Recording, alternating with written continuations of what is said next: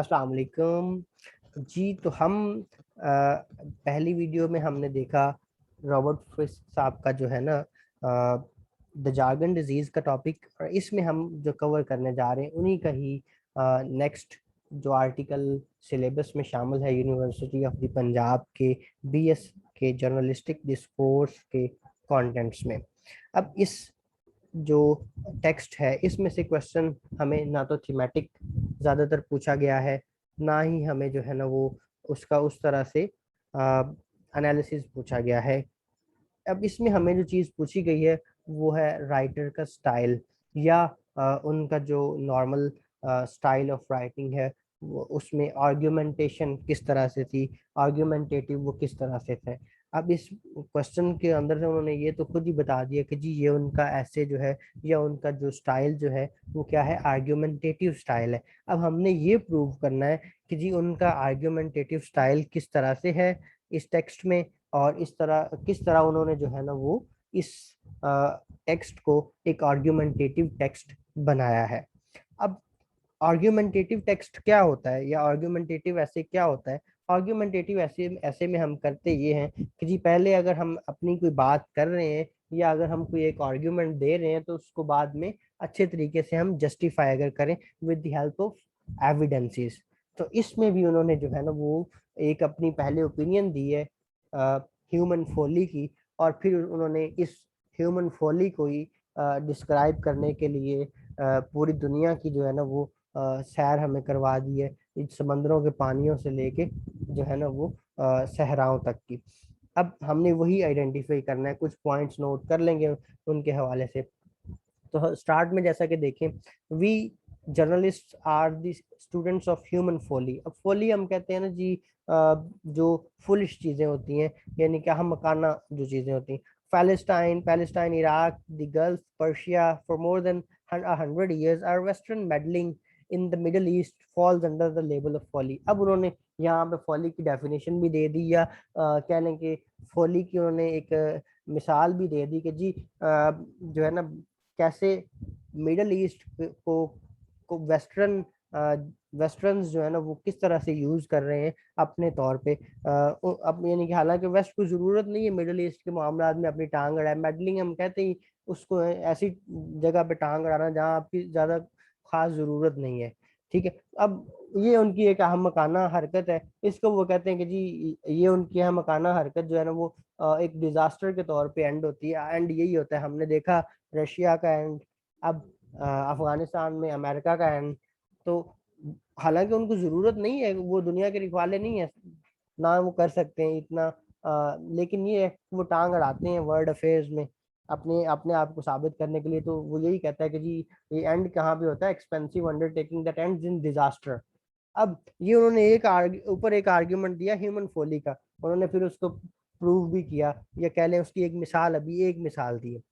फिर अब हम इसको भी सारा तो नहीं पढ़ेंगे, उन्होंने अब इस अपने इसी ह्यूमन फोली को जो है ना वो अपने इस पॉइंट को मजबूत करने के लिए उन्होंने जो है ना वो मिसालें जो दी, वो मिसाल क्या दी जी, उन्होंने मिसाल ये दी कि यहाँ पे हम जो है ना वो टाइटैनिक को देखें, अगर टाइटैनिक के अलावा उन्होंने एक और मिसाल भी दी इसी जगह पे ही, विक्टोरिया शिप की।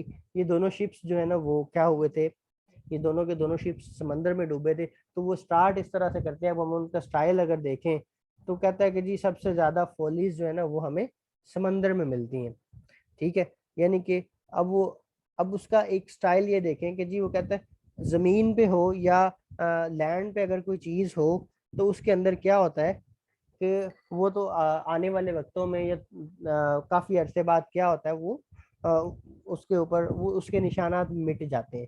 लेकिन समंदर ऐसा है वो सदियों तक हमारी इन चीजों को, वो एंड पे वर्ड यूज करता है, एक इन श्राइंड रखता है, यानी कि उनको इस तरह से रखता है जिस तरह क्या है, ये दोनों चीजें क्या है जी, एक मुकद्दस हमारी निशानियों को, हमारी फोलीज को वो इस तरह से संभाल के रखता है जिस तरह हमने अजायब घर में चीजें रखी हुई होती हैं। तो अब वो यहाँ पे बताता है जी, I was able to contemplate that most sublime as well as the most ridiculous folly always seemed to occur at sea. for just as a Captain Smith insisted on steering the Titanic at full speed into the North Atlantic ice in 1912 because he wanted to impress the Americans. अब यहाँ पे भी वही बात आ गई, भी ये फोली है, इम्प्रेस करने के चक्कर में उन्होंने क्या कर दिया जी, पूरे का पूरा जहाज डुबो दिया। अब इसी तरह उन्होंने बाद में अपने उसी आर्ग्यूमेंट को मजबूत करने के लिए क्या कर दिया जी, वाइस एडमिरल सर जॉर्ज ट्रायन की मिसाल दी कि उन्होंने ऑटोमन टर्क्स को इम्प्रेस करने के लिए क्या किया, जो रॉयल मेजेस्टी जो थी उनकी नेवल मेजेस्टी, उसको डिस्ट्रॉय कर दिया, विक्टोरिया नाम का जो जहाज होता था उसको। अब ये विक्टोरिया नाम के जहाज के ऊपर फिर वो इसी आर्ग्यूमेंट के अंदर मजीद कुछ चीज़ें वो ऐड करते हैं, वो एक दो बंदों को ऐड करते हैं जो नीचे गए सी के अंदर, उन्होंने उसका देखा जाके तो वो क्या था, वो बिल्कुल अपराइट खड़ा हुआ था, यानी कि वो जो जहाज था विक्टोरिया वो अपराइट था। तो वो वहां से उन्होंने जो चीजें जो बाकियात लेके आए उनके ऊपर वो कहता है जी कि ये ह्यूमन फोली का हमें नजर आता है सबूत कि हमारी जो फोलीज है उनको समंदर ने किस तरह से संभाल के रखा हुआ है।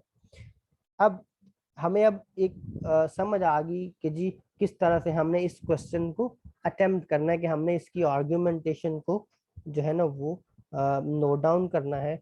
अब उसकी आर्ग्यूमेंटेशन में अब उसने क्या किया है, वेस्ट और जो उनका इंटरेस्ट है, जो उनकी मेडलिंग है, जो उनकी फॉलीज हैं, उसको ज़्यादातर बयान किया है with the help of two major examples.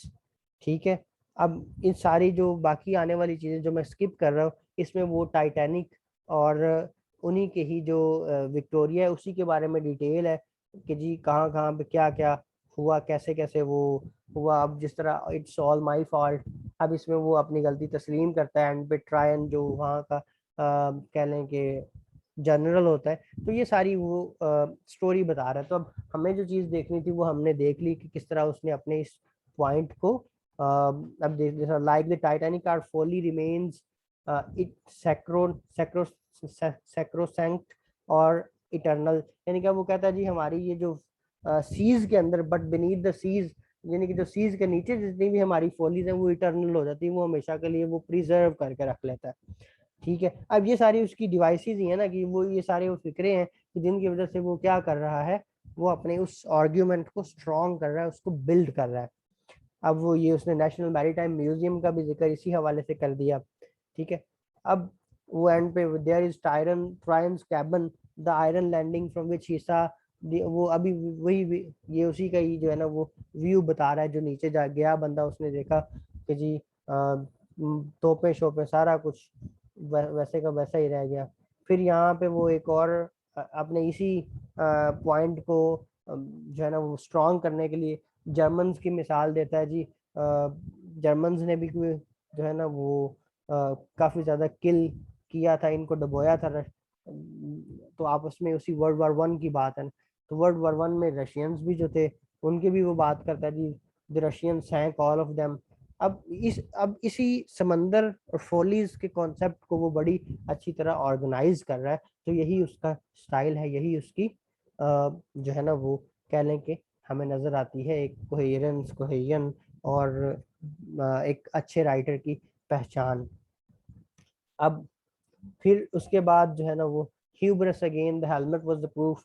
अब वहाँ वो नीचे जाते हैं, उनको एक हेलमेट नजर आता है, तो वो उस हेलमेट से ये प्रूव होता है कि जी वहाँ पे कुछ आर्मी मैन भी होंगे लेकिन ज़्यादातर सिविलियंस थे। तो अब सबसे ज़्यादा किल्स की उसने दे दी एग्जांपल के जी 30 जनवरी से 16 अप्रैल तक सबसे ज़्यादा डेथ्स जो है ना वो सी में किन की हुई, सब मैरिनर्स की। तो अब ये उन्होंने एक फोली की, अब एक तरह से उन्होंने वर्ल्ड वॉर को भी फोली कह दिया कि वो भी फुलिश इंटरेस्ट की वजह से ही ह्यूब्रस ह्यूब्रस जो उन्होंने वर्ड यूज किया, ये आप इडिपस रेक्स में भी आपने देखा होगा कि अपने आप में मगरूर बनना। तो अब ये उसी चीज का नतीजा है कि जी ये वो वर्ल्ड वॉर्स होती इसी तरह से हैं, आपको पता है। अब यहाँ पे उन्होंने एक बड़ा अच्छा एंड पे फिक्रा यूज किया जिसको मैं पढ़ना चाहूंगा। The sea can no longer hide its secrets. अब वो कहता है जी समंदर के अंदर सीक्रेट्स जो है ना वो ज्यादा देर नहीं रहते, वो सामने आ जाते हैं।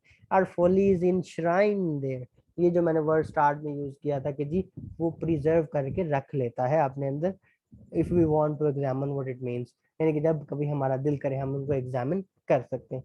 तो अब यहाँ पे हमें उनका स्टाइल आर्ग्यूमेंटेटिव किस तरह से है, उन्होंने आर्ग्यूमेंट पूरी एक किसी स्पीच में एक ही रखा है, लेकिन उसकी एक आर्ग्यूमेंट के पीछे उन्होंने कितने ही थीम्स दे दिए हमें, कितनी ही चीज़ें और मिसालें दे दी, लेकिन उनका जो बेसिक थीम था, बेसिक आर्ग्यूमेंट था, उसी को सारे सपोर्ट कर रहे थे, किसी ना किसी तरह उसके साथ अटैच थे। तो अब आई होप कि जो है ना आपको इस आर्टिकल में कोई मुश्किल नहीं पेश आएगी, इसके रेलिवेंट क्वेश्चन जो है ना वो करने में या अटेम्प्ट करने में। तो अगर आपका इसके रेलिवेंट कोई भी क्वेश्चन हो तो आप कमेंट्स में पूछ सकते हैं।